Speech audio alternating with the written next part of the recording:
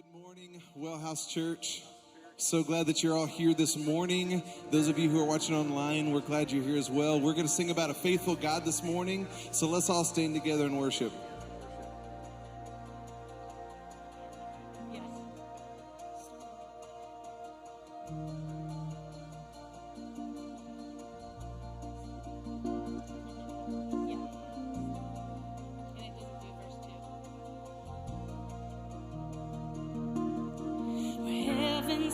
Creations, His pride and adoration, treasures woven by His love.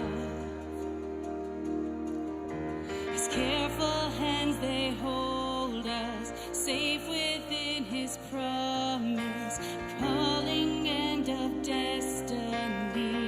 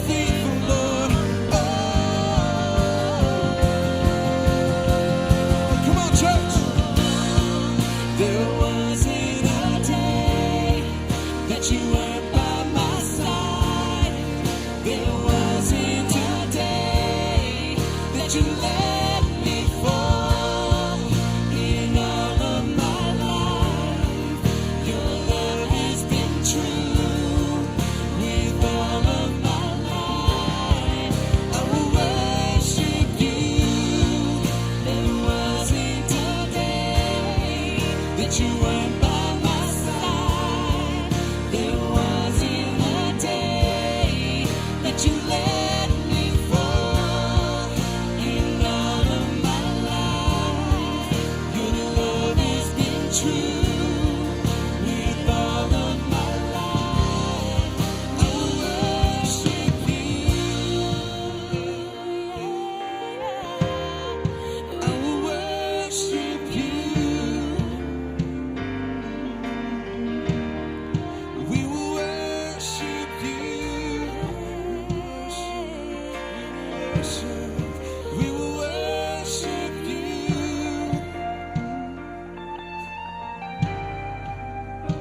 Sing, there won't be, come on. And there won't be a day that you're not by my side. And there won't be a day that you let me fall. In all of my life, your love will be true. With all of our lives, we will worship you. There won't be a day that you're not by my side. There won't be a day that you let me fall. In all of my life, your love will be true. With all of our lives, we will worship you. We will worship you. We will worship you. You are faithful, Lord. You are faithful, Lord. We will worship you.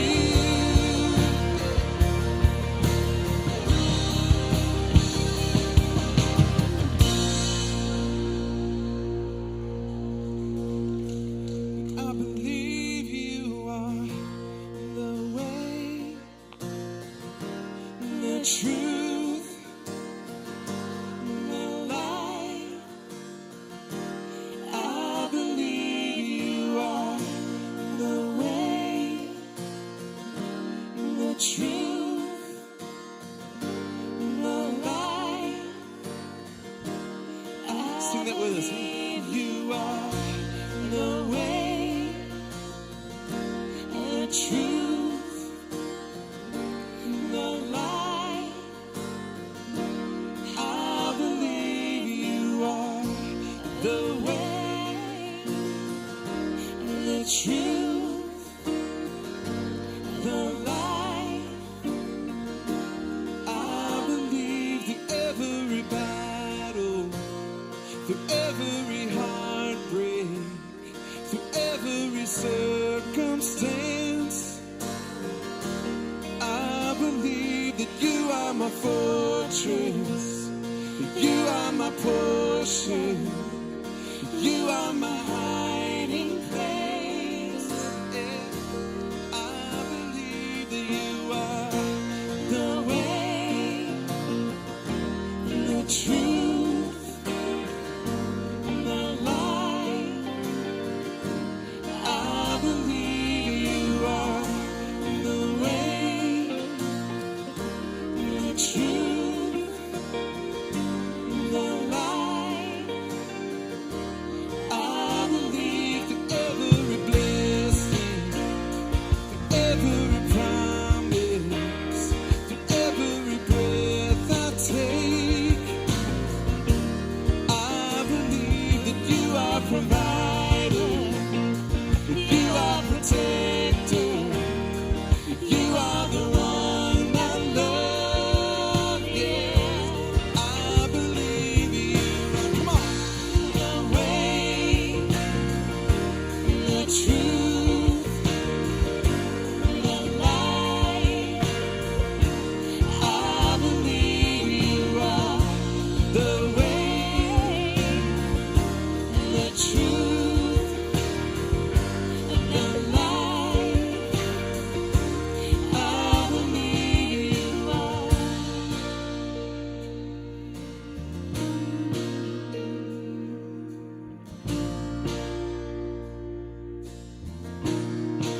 It's a new horizon, come on. It's a new horizon, and I'm set on you. And you meet me here today with mercies that I knew. All my fears and doubts, they can all come to, because they can't stay long when I'm here with you.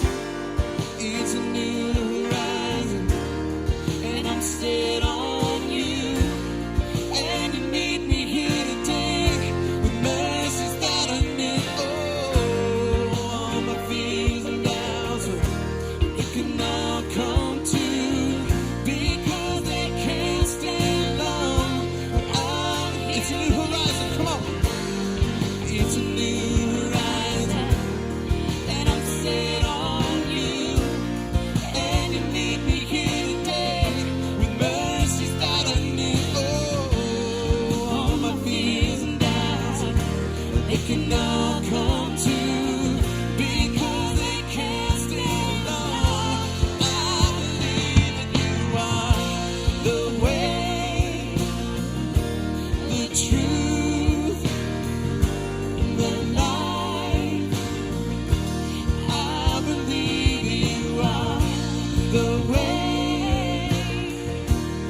truth, the light.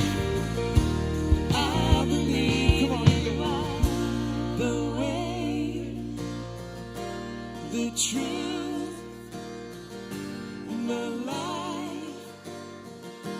I believe you are the way, the truth, the life. I believe you are. Good morning, Wellhouse. My name is Jason. I just want to welcome you to this space. And whether this space is at the Presbyterian church that has so graciously given us their space, or this space is your living room or your kitchen table this morning or your back deck, we just want to welcome you into this space and welcome you to our service this morning. If you are in person and you have kids that want to participate in Wellhouse Kids, they are dismissed at this time. In fact, we got some really exciting news for some of you parents. We have added an additional class this week. And we told you that along the way, we would continue to add classes back until we can return to normal. And so they're dismissed as well. So all the way through elementary this week is dismissed into that space if you want to welcome. You know, there are times and moments that God reminds us that what we are involved in and what we participate in and what we commune in is bigger than ourselves. It's even bigger than the moment or the room or the physical space that you occupy. Let me tell you what happened this week. This week we got an email that led to a phone call from a guy named Dave. I knew of Dave, but I didn't know Dave. I knew that Dave had occasionally sent something in the mail that I didn't know who it was. I would get, I'd check our P.O. box and I was like, oh, that's Dave. And I would open it up and get it to the people that needed it. But I didn't know Dave. But this week I got to know Dave. And I want you to know Dave's story because it goes to show that God is in the midst of work and creating community and creating belonging and creating value and creating love and creating atmosphere, even beyond this space and even beyond this moment. Dave's never been to Wellhouse. But back in late April, Dave started watching Wellhouse online. We didn't know Dave. We've not seen Dave. But Dave started watching online. He said, it's the first time I've really been involved in any sort of church. And Dave's an older gentleman. He called this week and he said, hey, I don't know if it's possible, but I would love to be baptized. Because this community of people has inspired me to not just be a better person, but this community of people has inspired me to get to know Jesus better. And this community of people is now my community. Isn't it beautiful? That even beyond this room and beyond being face to face, that God is still using our feeble attempts to gather and do something for Him, for His glory, and to create amazing life changes in the midst of people. And I don't know how many more Daves are out there, but I know that what God does in these moments, He gathers the Daves and He creates this unique community that we know as church. And so every week when we get together, we love to celebrate community by taking communion together. And so we're going to dismiss into that. And we love for you to gather up with people that you came with today and maybe just pray or reflect about how God has been good this week. But the beautiful thing about this moment, it's not just shared with the people in this room. Today, the first day of the week, Sunday, literally millions of people all around the globe will share in this moment. And when they share in that moment, they share and we share in it together. That's the beautiful thing that God was doing when Jesus set this up and said, hey, I'm not trying to create a ritual. I'm not trying to create something that is regimented. I'm trying to create something that is a constant reminder of me, but also a constant reminder that God, your Father who loves you deeply, that we'll see today, is establishing, creating something, a church, a community, a place where you get to belong regardless of where you come from or what you bring to the table. You are always welcome at the table. And so today we're going to share that table together. On your way in, you should have gotten a little cup. If not, they're back there. At home, we want to encourage you to grab whatever you can. We don't really care what it is. It could be a chocolate chip cookie for all we care. But we want you to share in this moment that represents the blood in the body of Jesus, but represents a community that we connect to. Father, this morning, I'm grateful for Dave. I'm grateful for the stories that he represents, the stories of life change and the stories of connection and the stories of resurrection and the stories of restoration and the stories of belonging. And God, I am humbled and I am joyous that we get to be a part of something that is so much larger than us and so much larger than, to be honest, we even realize it sometimes. So thank you for letting us participate in your church, in your kingdom. And so God, as we participate together this morning in communion, may it be a gentle, loving reminder of this beautiful opportunity that we have to do life together. And it's through Jesus' name we pray. Amen.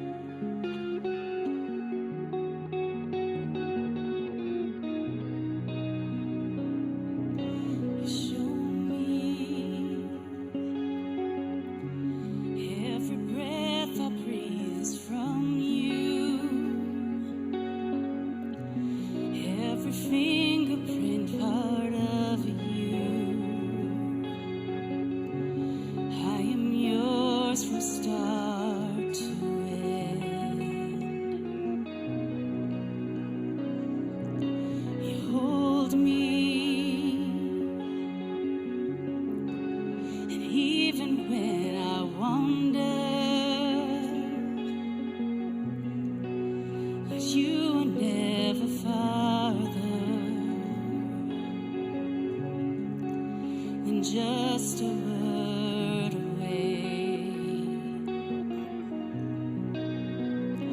When I say Jesus, the very mention shatters the darkness and calms my soul.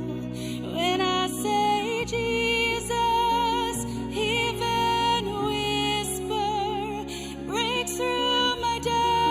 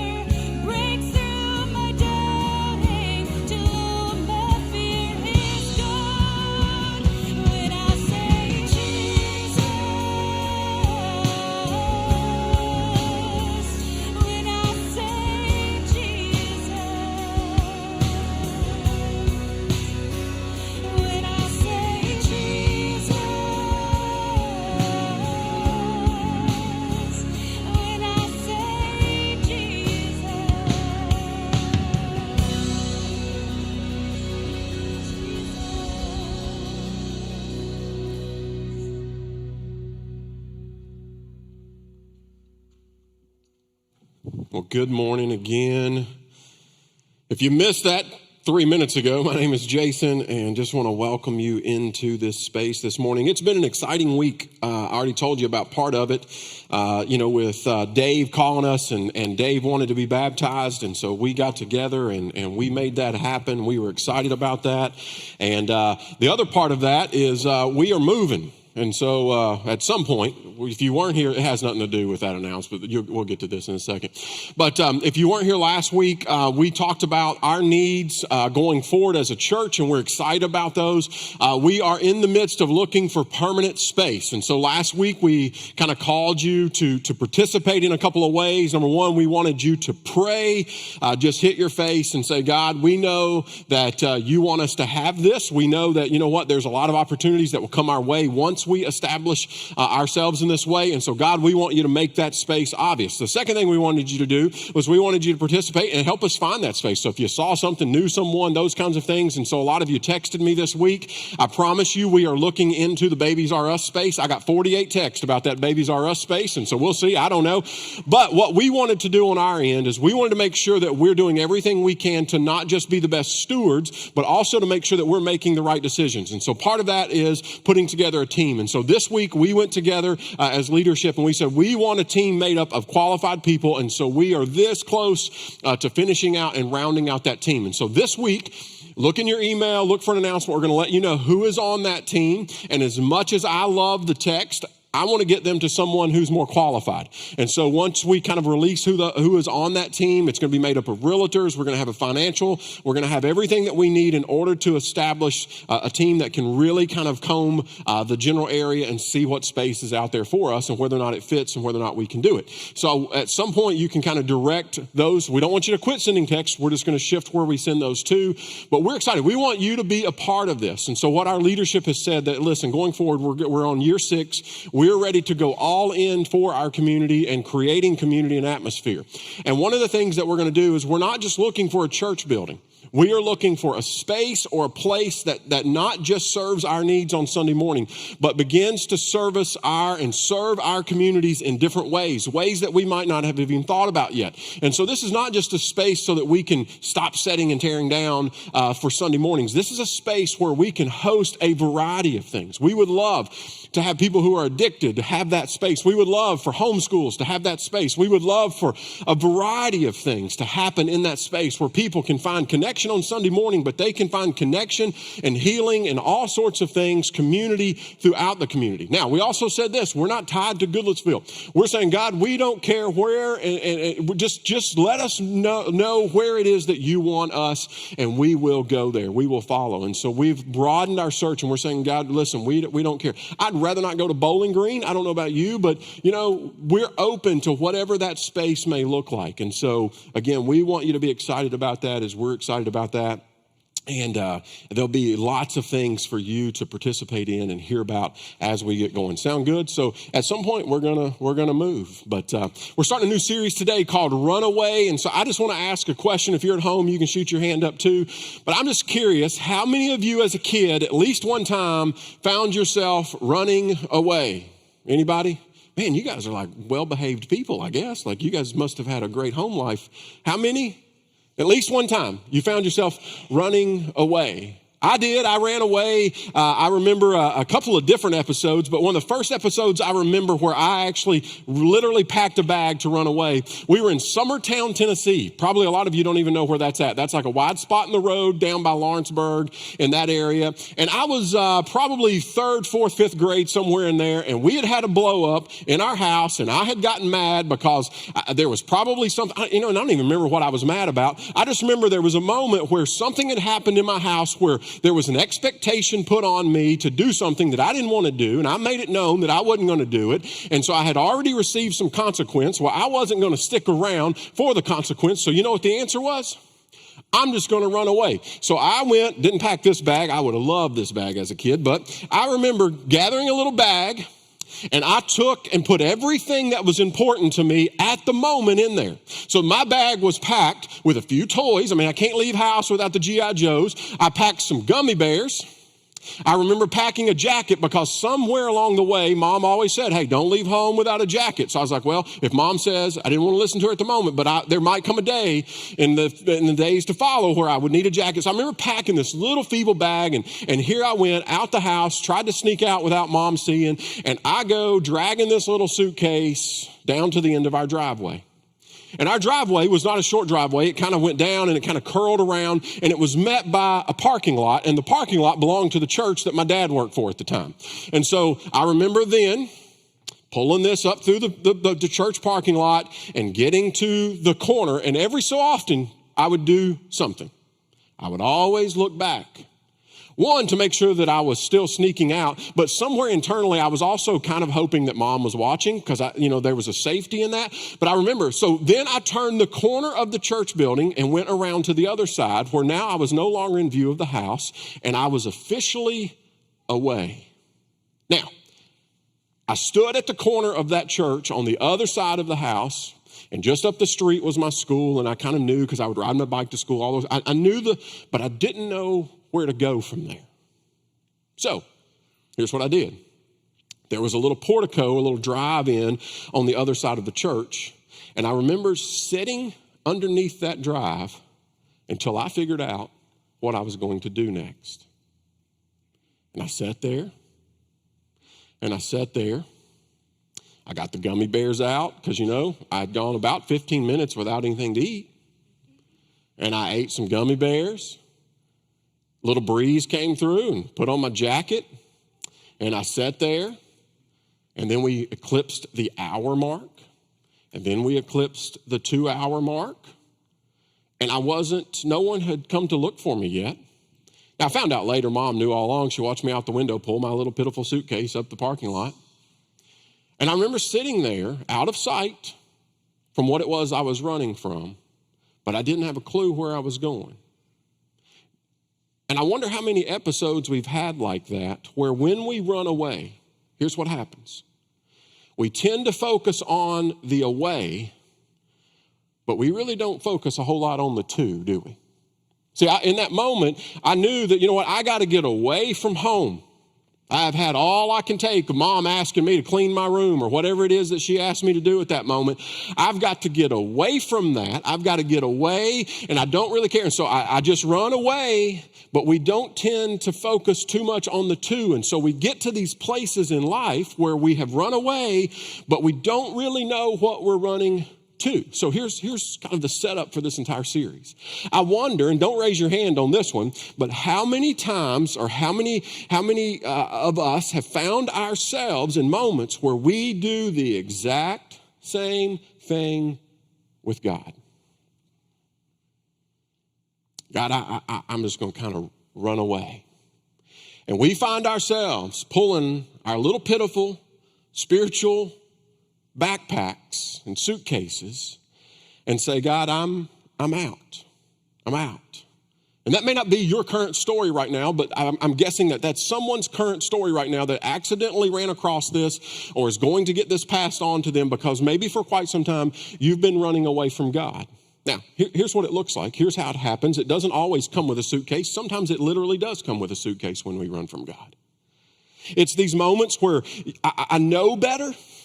I know that where I'm about to go, where I'm going to head is away from God, and I don't really know where it's going to lead me, but I know better. I've been told better. I have been advised by good people in my life. Don't go there. Don't do this. You're going to regret doing this, but I don't care, and so what do? I just run. For some of us, it's the moment where you don't completely not believe in God, but you choose for the moment to just ignore God. You might even dismiss him completely, or you might go as far as to say, I don't believe him, even though internally you really do still believe in him, but I don't really believe in him. I don't know. I just need to get away because I just want to do what I want to do, and what I want to do is not going to match up with who he is, and so it's easier for me to just kind of dismiss him. So some of us find ourselves running in that way. Sometimes we run away from God into a relationship where, maybe there's an ultimatum. I've had family members along the way where they've gotten deep into a relationship and one side wasn't so much into the God thing and the other kind of was. And so guess what typically happens? The one who's not kind of wins out. And so you end up running away from God into a relationship. Or maybe for some of us, we run away from God into a career. And we say things like this: God, it's only for a moment. I got to really focus on my job. I'm young in the career. I got to get up the ladder, because if I get up the ladder, then you know what? It's going to mean a lot more for my family. And by the way, it'll mean a lot more for you, God. And so we just find ourselves running away and submersing ourselves into a career in hopes that someday we'll pick back up. And so again, we don't dismiss God. We shelve God. This happens a lot when we're young. God, I listen. I know, and listen, I've had people pour into my life, but I'm young, God. I mean, I got to get out there and mingle. I do my thing, but I'll be back.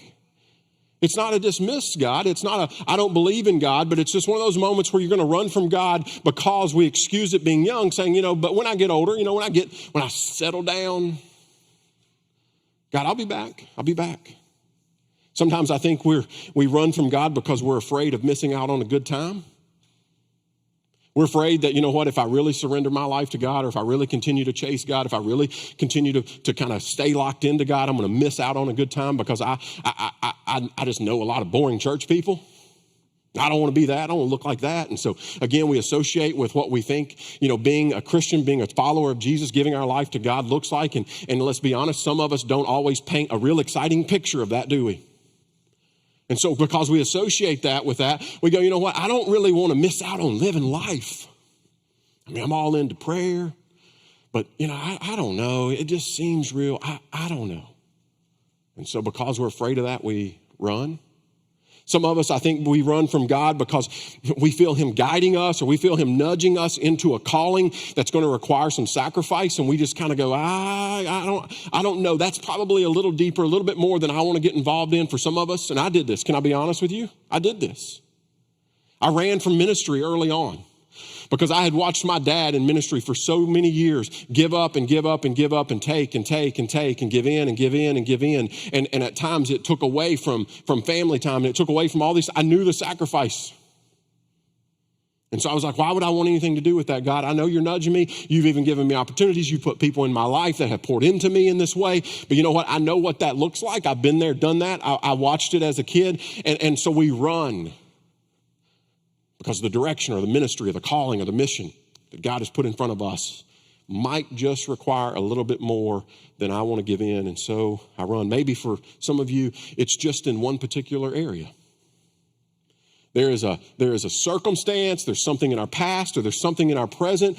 There's just a particular area, there's a particular problem in your life that you have just kind of stamped off limits, not only to God, but to other people.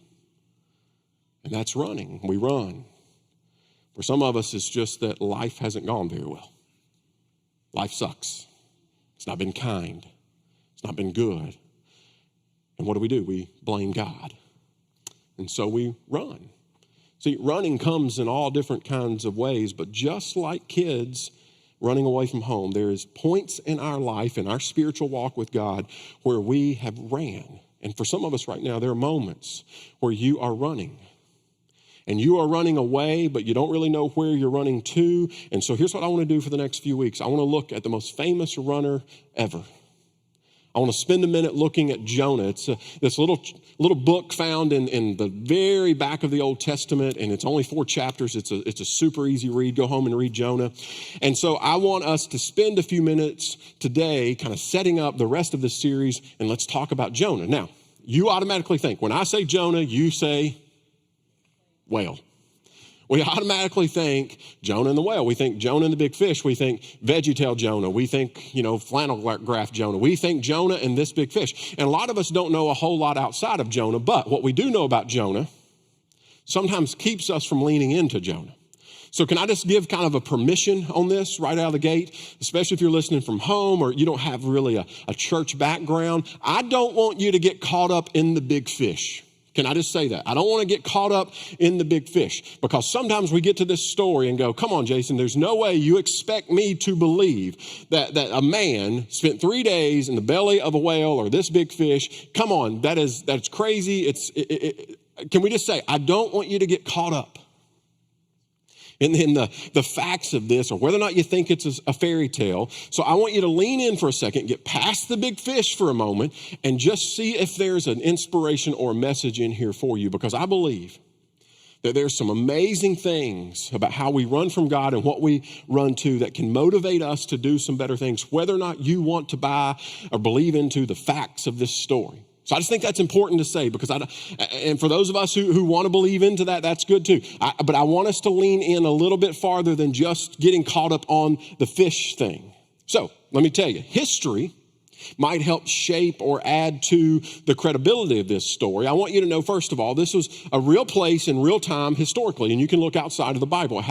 This story took place in somewhere around 750 BC, and you'll find this again in all sorts of history books. And there was a real city called Nineveh. It's factual. You can see it. It was within the nation or this area of Assyria.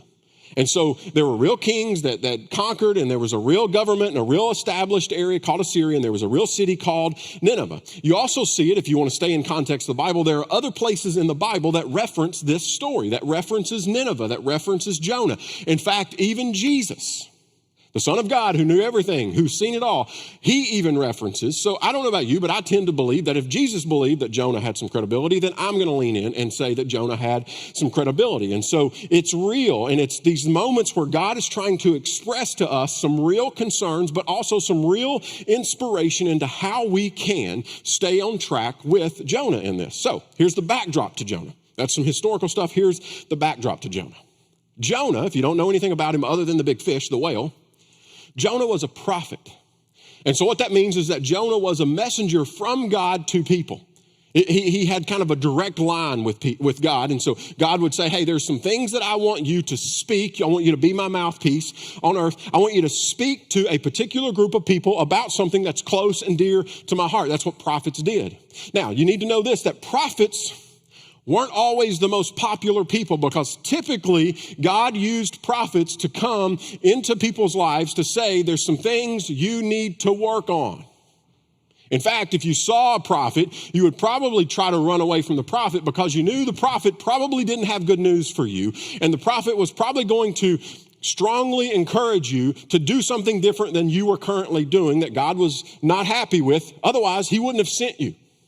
And so it's a tough job, but it's a job that someone had to do. And it was a job that God looked and went, there are specific people, particular people that I want to call into this. It wasn't just an open kind of thing. God honed in and said, no, Jonah, you are perfect. You are the right fit for this. And so God has picked Jonah to be a prophet, a messenger for him. Now, unlike a lot of other prophets, Jonah was sent to a place and a people that he didn't want to go. He was sent to a place where, you know what, I don't really know what to do here. A lot of other prophets, if you read through the Old Testament and see these other prophets, a lot of other prophets were sent to God's people. They were sent to the nation of Israel. And so they were sent into these places where there was already some sort of context for God. See, anytime you went to the nation of Israel, even if the nation of Israel had gotten so far away from God, they at least knew who God was. There was a moment where they can remember granddad or great-granddad, somebody back here talking about the God of creation and the God of Abraham and Isaac and Jacob. And there was a context. And so a lot of prophets were sent into the area or the nation of Israel to say, hey, you need to return to God. There was a respect for God, or at very least an acknowledgement of God, but not this time. See, this was really setting Jonah up for what Jonah thought was a mission impossible. God, what you're asking me to do is crazy. It's not like the other prophets. Can I go and just kind of say some things that are corrective to the nation of Israel? No, Jonah is called to Nineveh, a city in Assyria. And Nineveh, like the nation itself, was wicked. In fact, it was violent.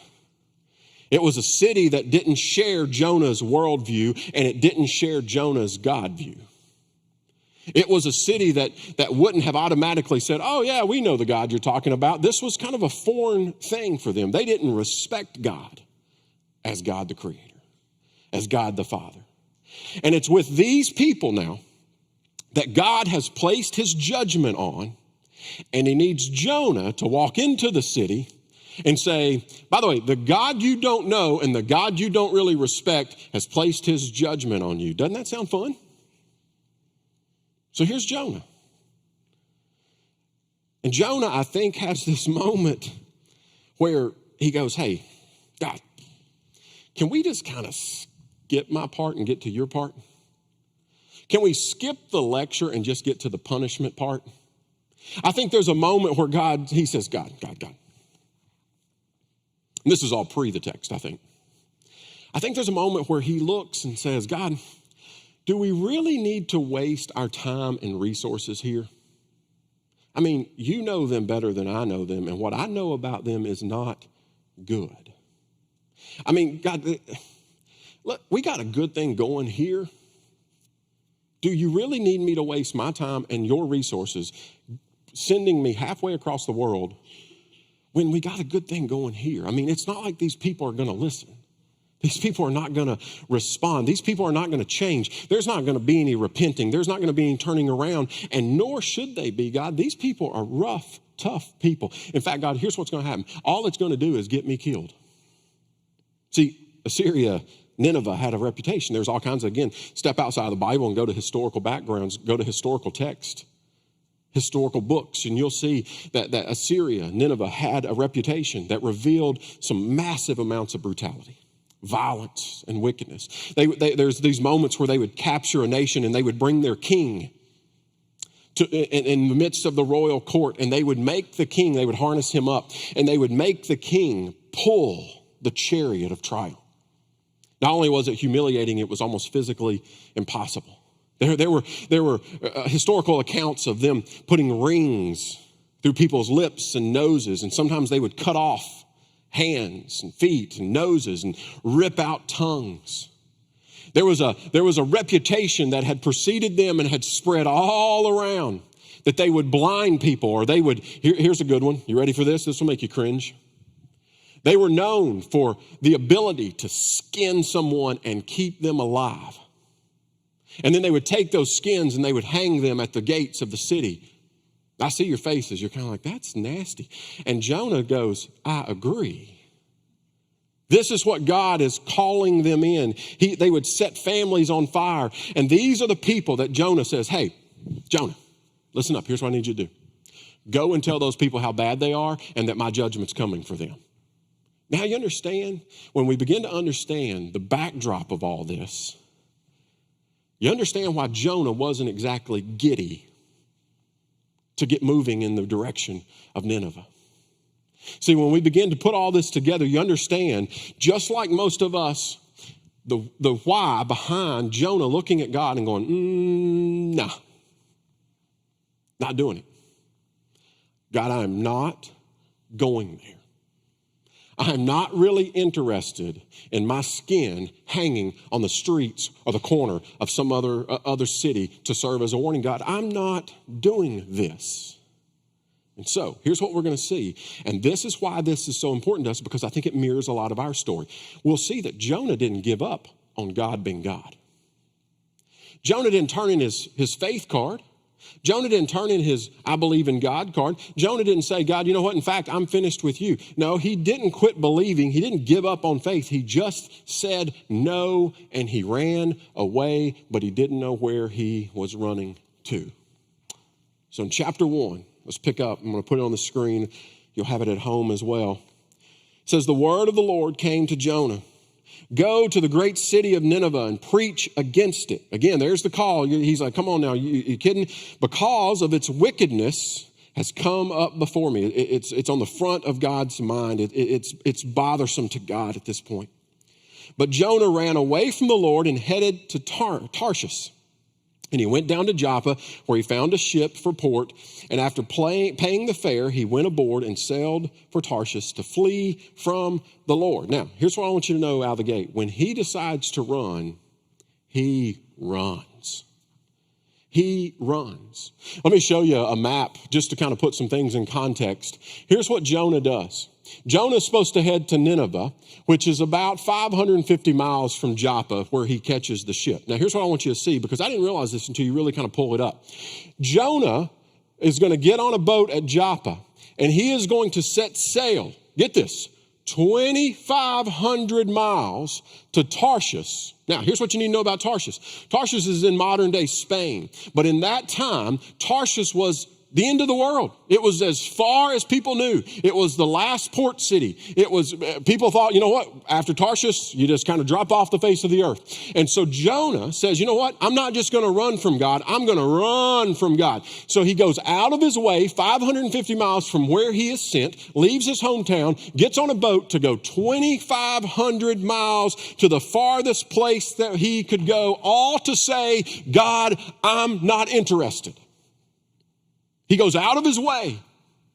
He does something crazy to look at God and say, God, I'm not going. He could have sat in his house and done the same thing, right?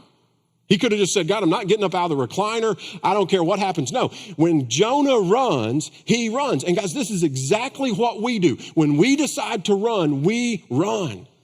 And we run into things that don't make sense. We run hard. And it's these moments where we say, I'm going to do what I want to do regardless of whether it makes sense or not. And someone says, hey, you really should stay away from that. It's not good. I've been there, done that. In fact, you have been there and done that. You've seen that it doesn't work. And what do?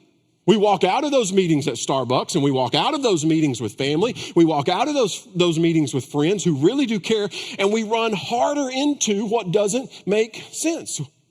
You should really get out of this relationship. And you know what happens? We run deeper into the relationship. We do things that don't make sense because we do. And here's the point that most of us runners have in common, and we have it in common with Jonah. And here it is. When runners run, they run to the most obscure, faraway places. Now think about it. We run into places that don't make sense. We run into places that we know they're not good for us.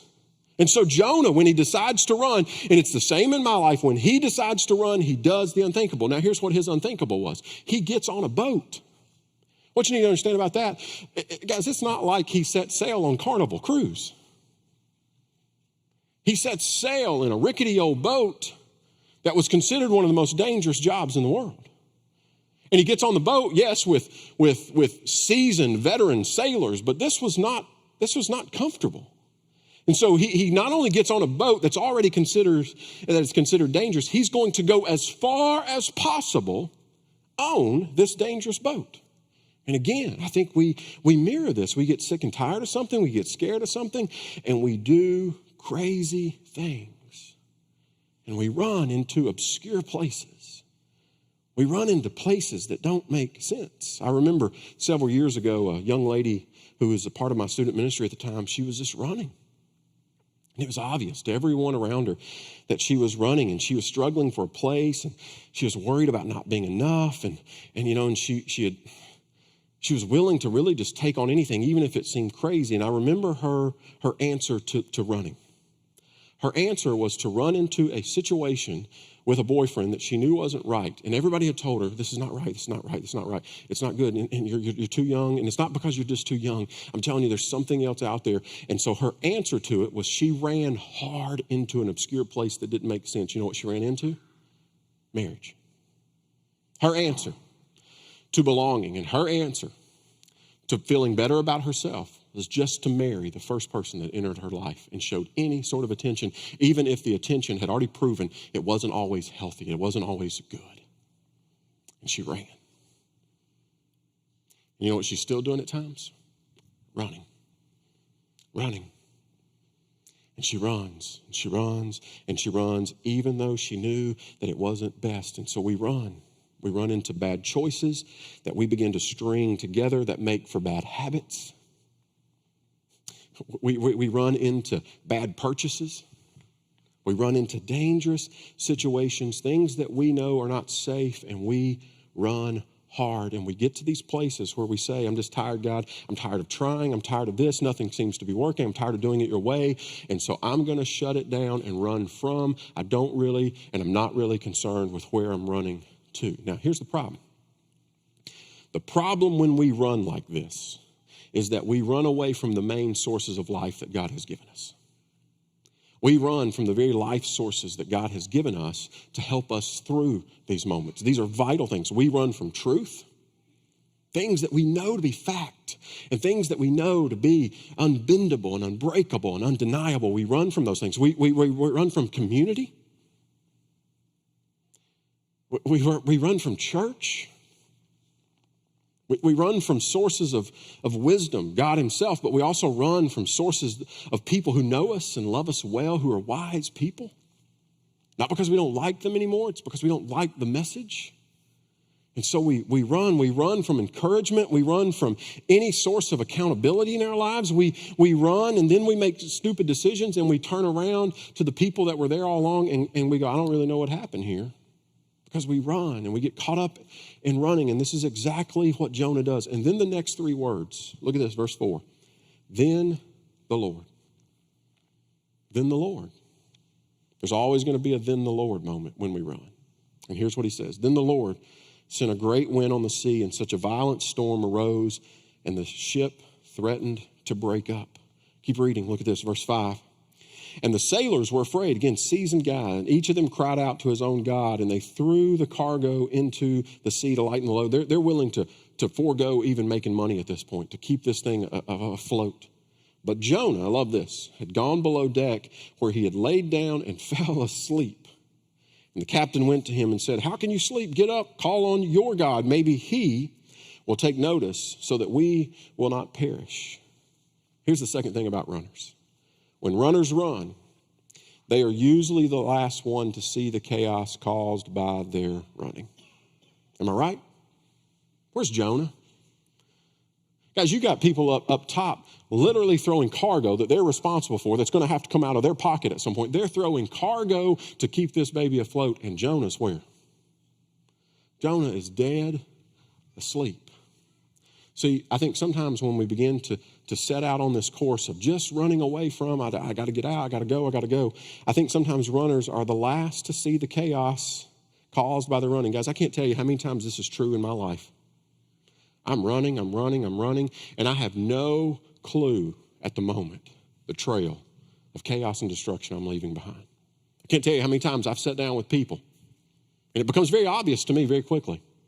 Hold up, so let me get this right. Over the last 3 years in your marriage, or in the last 3 years in your house, or the last 3 years of your job, you've behaved this way, and you don't see why you're experiencing a difficult time. Come on, hello. And they don't see it. Because I think sometimes when we get caught up in running away, we're the last to see the chaos. We are last to see that there is a direct connection between our choices and the chaos that ensues. There is a direct connection between the chaos that has ensued in our lives, and we can't make sense of it. And here's the thing. We create chaos in their homes. We create chaos in our workplaces. We create chaos for the next generation. And if we're not careful, we are the ones below the deck sleeping off the storm, and we don't even see it. Now, back to Jonah. So I'll let you kind of sleep on that one. Maybe you need to spend some time in the mirror this afternoon. I don't know. But here's what happens, verse 7. Then the sailors said to each other, come, let's cast lots to find out who is responsible for all of this. They said, or they cast lots, and it fell to Jonah. So they asked him, tell us, who is responsible for making all this trouble for us? What kind of work do you do? Where do you come from? What's your country? From what people are you? And he answered, well, I'm a Hebrew. I worship the Lord, the God of heaven, who made the sea and the dry land. It says this terrified them, and they asked, well, what have you done? And they knew he was running away from the Lord because he had already told them. So here we go. Now it's decision time. Oh, they have figured out why what is happening is happening. They have figured out the chaos. They have figured out what is happening in this moment. And their gods had unanswered, so it has to be what? It has to be this. And so here's the moment where they have a decision to make. Do we throw this guy overboard and hope this works? Or do we go down with the ship? I mean, we've already lost the cargo, right? I mean, what's left to lose other than our ship? And when that happens, we lose our life. They don't want to do this. So they ask Jonah, okay, Jonah, what do you suggest here? What do we need to do? And I love what Jonah tells them. Jonah, verse 12 says, pick me up and throw me into the sea, and it will become calm. I know this is my fault, that this great storm has happened upon you. Now, what precedes this is they're like, I don't know, man, I don't want to have this guy's blood on my hands. And so they decide, you know what, let's just try to row. And so they're rowing with everything they have, trying to get back to a safe place, outrow the storm, outrow so they can get back to dry land. It doesn't work. It says the storm grew even stronger. Verse 15 says, then they took Jonah and threw him overboard. And look at this. The raging sea grew calm. So here's the scene now. They're all going, whew. We're going to get out of this seemingly unscathed other than losing a little bit of cargo. And they look back, and I think it's the moment where now the sea has calmed and Jonah's out here swimming, gasping for air, trying to do everything he can to stay above the water. And again, I think there's this moment where they go, should we save him? Well, we know what happened when he was on board. Now let's go. So they sail off thinking that they had left Jonah for dead. And look how a word can change something. I want you to notice the phrasing difference here. Look at verse 17. Now the Lord. Now the Lord. Do you remember when Jonah was in the midst of running and he was not aware of the chaos that he was causing? Do you remember what it was then? The phrasing was what? Then the Lord. Then the Lord was trying to get Jonah's attention. Now the Lord is the moment where he has his attention, and it's an opportunity. There's an opportunity that slides in with the phrasing of now the Lord. Look at this. Now the Lord provided a huge fish to swallow Jonah, and Jonah was in the belly of the fish 3 days. And here's why I make such a big deal out of this, then the Lord, now the Lord. You may not always recognize it at the moment that chaos is happening and the storm is happening and your ship is about to go under because you're running. You may not always see it, but guys, this is so important that when you run, the Lord never abandons you. Because there's nothing more important I have to say this morning than that right there. Then the Lord, God was there.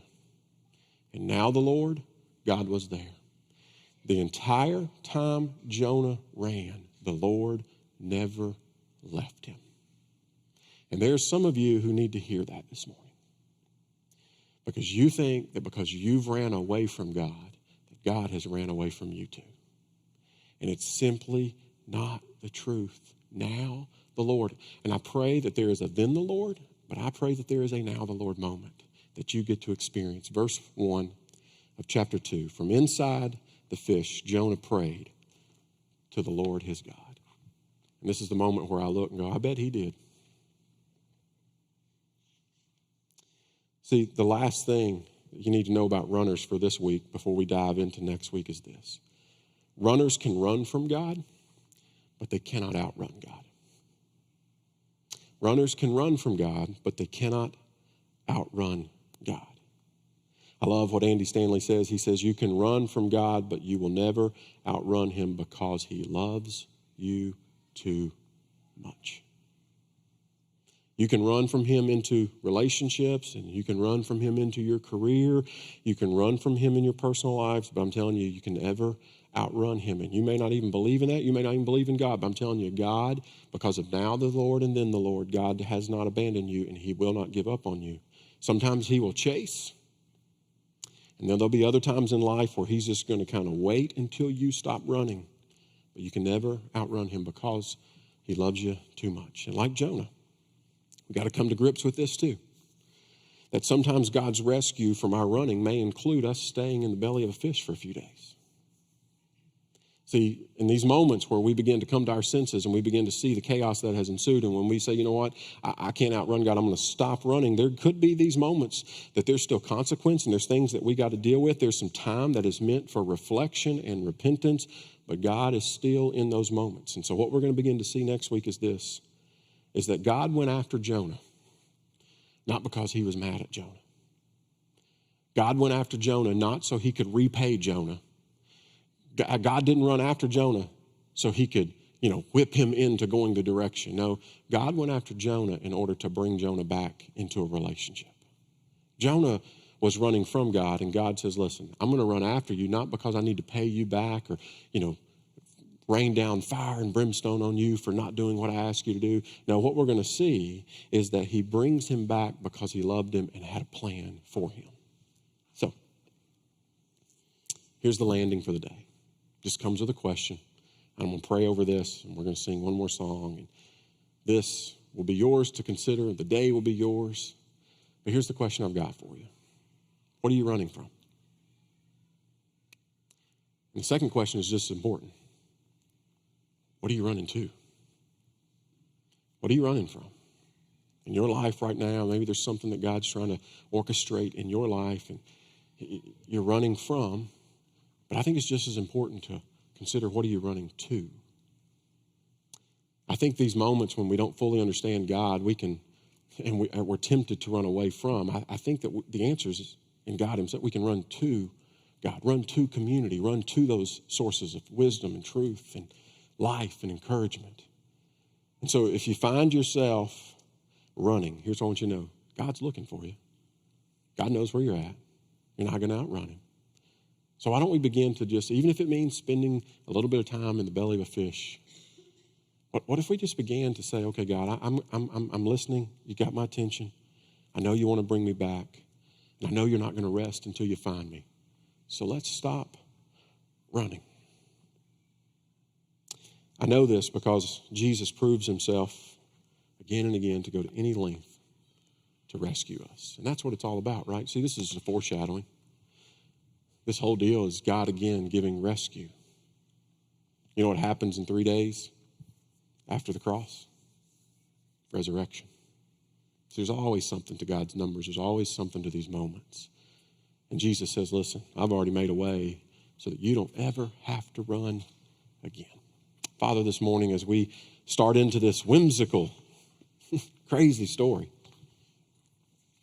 I pray that you, for those of us who are running, that you stop us in our tracks with a then the Lord, and then we begin to experience a now the Lord moment.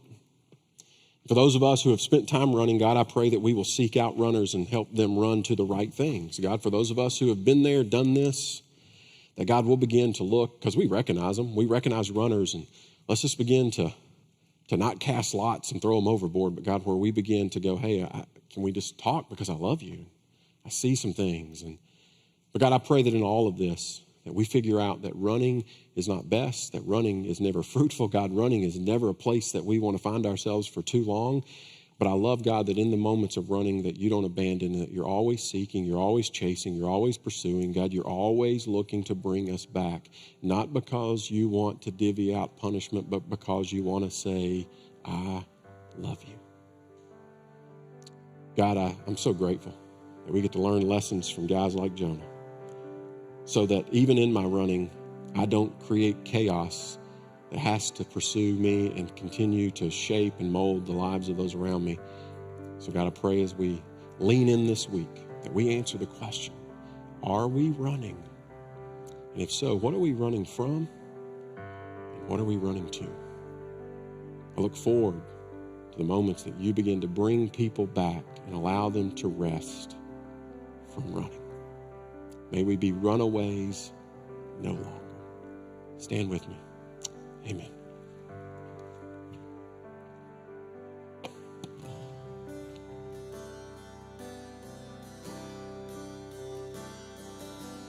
Before you spoke creation, the God of heaven knew our name.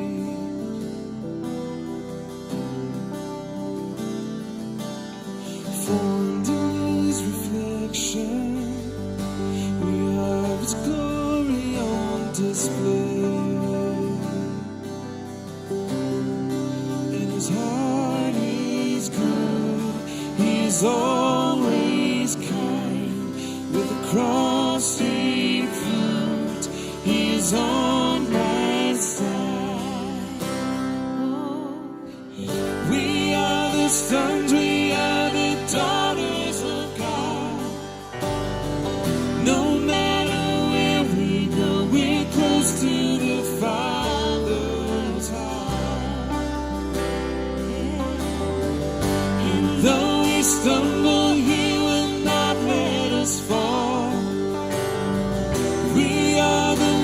Lord, and He will never forsake His own.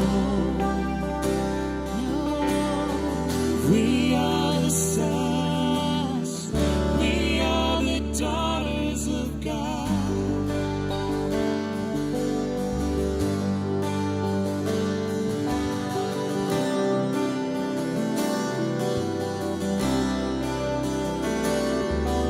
His love lavished on us and called us children of the King.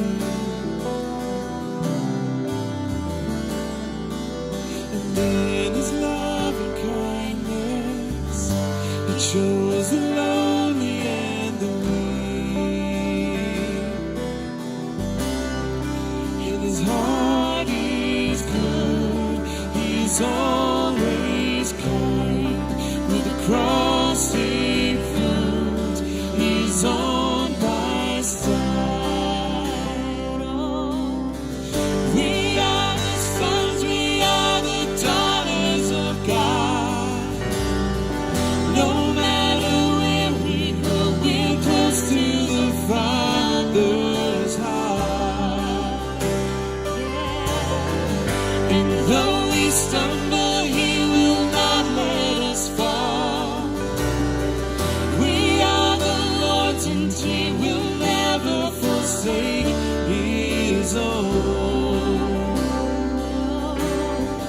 We are the sons, we are the daughters of God.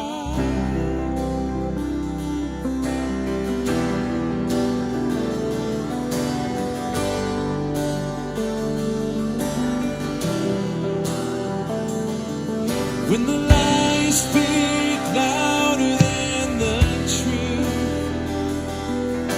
remind me that I belong to You.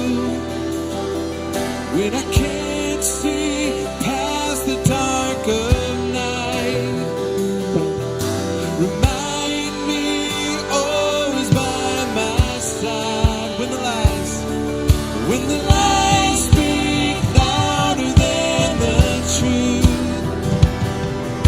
remind me that I belong to You. Yeah. When I can't see past the dark of night, remind me you're always by my side. When the lies speak louder than the truth, remind me that I belong to You. When I can't see past the dark of night, remind me you're always by my side. You're by my side. We are the sons, we are the daughters of God. No matter where we go, we're close to the Father's heart. And though we stumble, He will not let us fall. We are the Lord's, and He will never forsake His own. We are the sons, we are the daughters of God. For all you sons and daughters, let's sing this out. Come on. We are the sons, we are the daughters of God. No matter where we go, we're close to the Father's heart.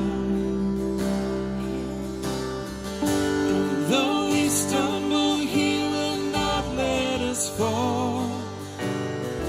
We are the Lord's, and He will never forsake His own.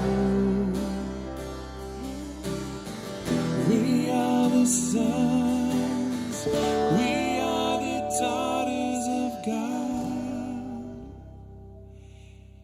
Love you guys. We'll see you next week. Go with God. Be blessed.